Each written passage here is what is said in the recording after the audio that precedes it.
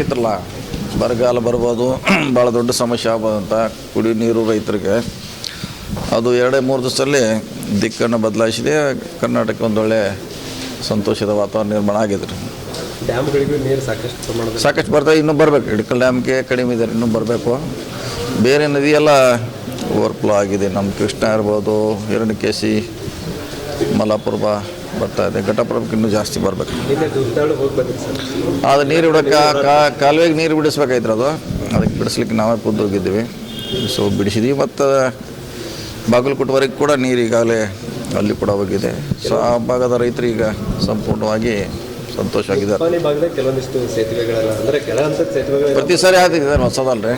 ಪ್ರತಿ ಸಾರಿ ಐಡೆಂಟಿಫೈ ಮಾಡಿ ದೊಡ್ಡದು ಮಾಡ್ಲಿಕ್ಕೆ ಪ್ರಯತ್ನ ಮಾಡಬೇಕು.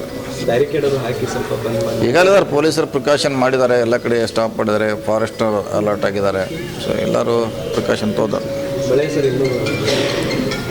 ಇನ್ನೂ 4-5 ದಿವಸ ಮಳೆ ಇದೆ ಅಂತ ಅಂದಾಜಿದ್ದಾರೆ. ಅಷ್ಟಾದ್ರೂ ಸಾಕು. ಈಗ ಅಂದರೆ ಅಟ್ಲೀಸ್ಟ್ ಒಂದು 3-4 ತಿಂಗಳಾದ್ರೆ ಒಂದು ಹಂತಕ್ಕೆ ದಾಟ್ತದೆ.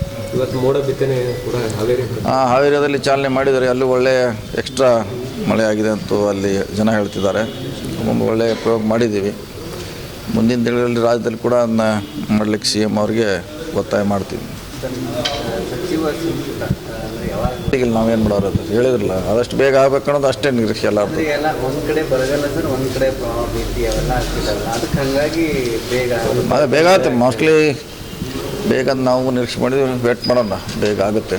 ಸರ್, ಬೆಳಗಾವಿಯಲ್ಲಿ RSS ಕಾರ್ಯಕ್ರಮ ಆಗ್ತಿರೋದು, ರಾಷ್ಟ್ರೀಯ ಪ್ರಾಂತ ಪ್ರಚಾರಕ ಸಭೆ ಆಗ್ತಿರೋದು, ಮಾಡಲಿಕ್ಕೆ ಏನೂ ಇಲ್ಲ. ನಮ್ಮ ಈಗಾಗಲೇ ಪೊಲೀಸರು DC ಅವರು ಅವ್ರಿಗೇನು ಬೇಕು ವ್ಯವಸ್ಥೆ ಮಾಡಿದ್ದಾರೆ. ನಮ್ಮ ಕಡೆಯಿಂದ ಸ್ಟೇಟ್ ಗೌರ್ಮೆಂಟಿಂದ ಆಗುವಂಥ ಎಲ್ಲ ವ್ಯವಸ್ಥೆ ಮಾಡಿದ್ದಾರೆ. ಇನ್ನು ಅವ್ರು ಯಾವ ಕಾರ್ಯಕ್ರಮ ಮಾಡ್ತಾರೆ, ಹೇಗೆ ಮಾಡ್ತಾರೆ, ಅದು ಅವ್ರಿಗೆ ಬಿಟ್ಟಂಥ ವಿಚಾರ. ಇರುತ್ತೆ ಸರ್ ಕಾರ್ಯಕ್ರಮ. ಪೊಲಿಟಿಕಲ್ ಅಜೆಂಡಾ ಗೊತ್ತಿಲ್ಲ. ಅವರು ಪಾರ್ಟಿಕಲ್ ಇಲ್ಲ ಅಂತ ಯಾವಾಗಲೂ ಹೇಳ್ತಾರೆ, ಅದೇನು ಪ್ರಶ್ನೆ ಇಲ್ಲ. ಓಪನ್ ಆಗಿ ಯಾವಾಗೂ ಪಾರ್ಟಿಕಲಿ ನಾವು ದೂರಿದೆ ಅಂತ ಹೇಳಿದ್ದಾರೆ. ಸೊ ನಾವು ಅಷ್ಟು ಕೇಳಿದ್ದೀವಿ. ಪ್ರಿಯಾಂಕಾ ಖರ್ಗೆ ಅವರು ಧ್ವನಿ ಎತ್ತಿದ್ರು, ನೋಂದಣಿಯ ಬಗ್ಗೆ ವಿಚಾರ ಸಂಬಂಧಪಟ್ಟಾಗಿ ಧ್ವನಿ ಎತ್ತಿದ್ರು. ಹಾಗಾಗಿ ಇಲ್ಲಿ ತಿರುಗೇಟ್ ಕೊಡಬೇಕು ಅನ್ನೋ ನಿಟ್ಟಿನಲ್ಲಿ ಕರ್ನಾಟಕದಲ್ಲೇ ಕಾರ್ಯಕ್ರಮ ಮಾಡ್ತಾರೆ. ಆ ರೀತಿ ಚರ್ಚೆ ಇಲ್ಲ, ಅದ್ರ ಬಗ್ಗೆ ನಮ್ಗೆ ಗೊತ್ತಿಲ್ಲ. ಅದು ಅವ್ರಿಗೆ ಸಂಬಂಧಪಟ್ಟಂಥ ವಿಚಾರ. ಅದು ಅನುಮತಿ ಕಾರ್ಯಕ್ರಮದ ಬಗ್ಗೆ ಅದ್ರ ಬಗ್ಗೆ ನಮ್ಗೆ ಗೊತ್ತಿಲ್ಲ. ಅದು ಪೊಲೀಸರು ನೋಡ್ಕೋತಾರೆ. ಇವತ್ತು ಪ್ರಿಯಾಂಕ್ ಖರ್ಗೆ ಅವರು ಒಂದು ಮಾತು ಹೇಳಿದ್ದಾರೆ, RSSನಿಂದ ಏನೇ ಪಥಸಂಚಲ ಆದರೂ ಕೂಡ ಪೊಲೀಸರಿಂದ ಅನುಮತಿ ಪಡೀಲೇಬೇಕು. ನಾನು ಗೃಹ ಸಚಿವ ಇರೋ ಮಟ್ಟನೂ ಕೂಡ ಅದನ್ನು ಆ ಪಾಲಿಸಿ ಇಲ್ಲ, ಅದೇ ಹೇಳಿದೆ. ಅದು ಅವ್ರ ಇಲಾಖೆಗೆ ಸಂಬಂಧಪಟ್ಟದ್ದು. ಯಾವ ರೀತಿ ಅನುಮತಿ ಪಡಿಬೇಕು, ಹೇಗಿರ್ಬೇಕು ಅನ್ನೋದು ಅವ್ರ ಮಂತ್ರಿಗಳದಾರ, ಅದಕ್ಕೆ ಇಲಾಖೆ ಇದೆ, ಅವ್ರನ್ನ ಹ್ಯಾಂಡಲ್ ಮಾಡ್ತಾರೆ ಅವರು.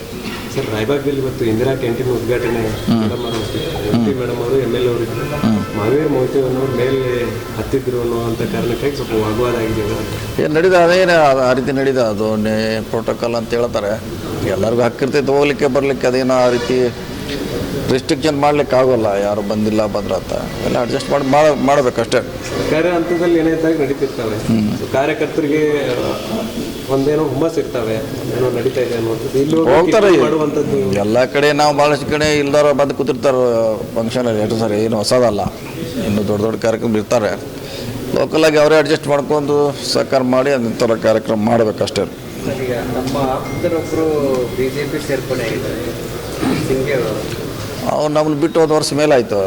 ನಮ್ಮ ಜೊತೆ ಸಂಪರ್ಕದಾಗಿಲ್ಲ. ಹಿಂಗಾಗಿ ಅದು ಕಾಂಗ್ರೆಸ್ ಅಂತ ಹೇಳಲಿಕ್ಕಾಗಲ್ಲ. ಸುಮಾರು ದಿನದಿಂದ ನಮ್ಮದಿಂದ ದೂರ ಇದ್ದರು. ಸೊ ಹೀಗಾಗಿ ಬಿಟ್ಟು ಹೋಗಿದ್ದು. ಅವ್ರಿಗೆ ಒಳ್ಳೇದಾಗಲಿ ಅಷ್ಟೇ. ಬೆಳೀಲಿ ಅಲ್ಲಿ ಪಕ್ಷದಲ್ಲಿ.